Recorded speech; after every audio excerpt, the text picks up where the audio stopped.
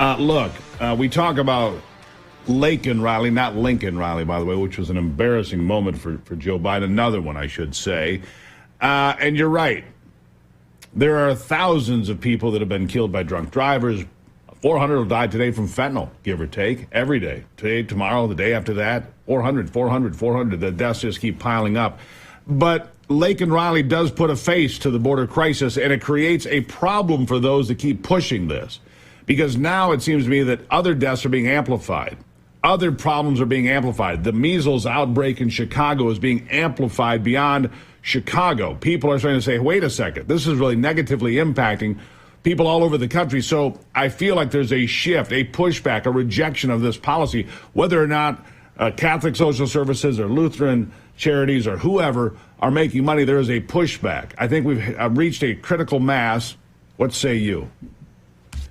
It's true. All of the polling is showing this issue is an apex political issue in the campaign for President 2024. If it wasn't, we would not have seen Joe Biden actually go to the border recently and hold a very hermetically sealed press event inside some building where you couldn't actually see the border anywhere.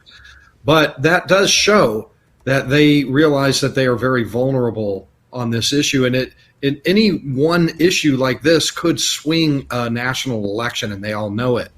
And Trump, of course, is doing his thing on illegal immigration. This is how he won his first presidency, and everybody's very well aware of that. But we're looking at 7,000 coming across a day last week. I mean, these numbers are absolutely historic in the U.S. experience. We've never had anything like this. And so let me ask you about this, because that makes me think about the 5,000 a day that would have been codified into being okay under this bipartisan border security bill, which is no border security bill at all. 5,000 a day is no solution at all, is it? Right, because current law requires 0 a day. So, that Senate bill would have codified 5,000 a day and no enforcement requirement whatsoever for so-called closing the border. The idea was that, if enough 5,000 a days, we had enough 5,000 a days, then the president could close the border. And then it gave no details about how to close the border and what would need to be done, what would trigger it. So again, you had another one of these kind of, we'll let everybody in, but we won't close the border or enforce anything. And that's what the problem was with that. It's 0 a day is the goal.